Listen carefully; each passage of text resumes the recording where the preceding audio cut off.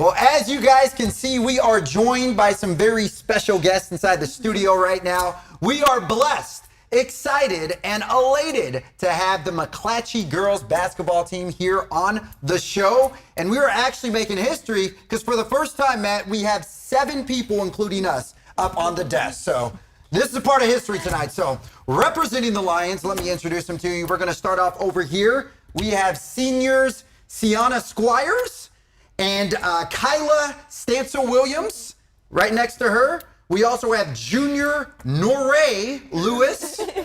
And on this side over here, she's almost as tall as Matt George, which is pretty tall. Oh, yeah. We have junior Nina Kane. And right next to Nina, the man, the myth, the legend, the head coach, Jeff Ota is here. Thank you guys all so very much for being on the show and spending your Sunday evening with us. We appreciate it. It's a pleasure. For having us. Absolutely. Thank you guys for being here. So first things first, Coach, you know, you guys are off to a 6-3 start. We're riding a really good winning streak there up until Clovis. Granted, great team. But at the end of the day, you know, so far 9 games into the season. I know it's just kind of a short sample size thus far, but are you guys happy with what you're seeing from your players? And how excited are we for this other season here? Yeah, I'm relatively happy, but we're still climbing that mountain. I mean, we're kind of down here so far. We want to get up there, so we're slowly climbing that mountain.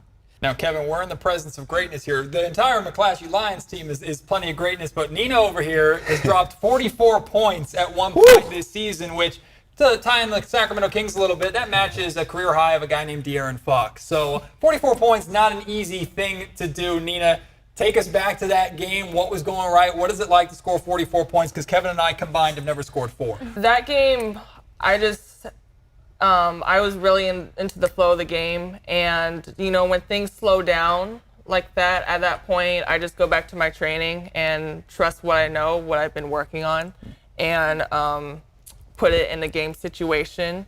And then, you know, at that point, everything kind of slows down. And so I kind of handle it from there. Ladies, what is it like playing with someone who's scoring that well? I'm sure all of you have had your moments when it feels like you can't miss, but is it get her the ball at all costs, or what do you do when you have a teammate that hot? Get your assist up.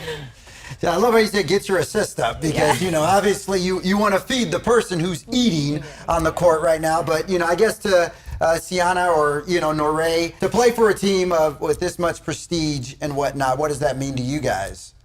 I feel like we're really lucky to like be able to have that chance as well. I feel like with us, my bad. No, go ahead. With us, it's like we can feel like the weight on our shoulders, but it's like a good weight. Like we can feel like people, our community, having our back, coming to our games, supporting us, and things like that. So it's a nice feeling.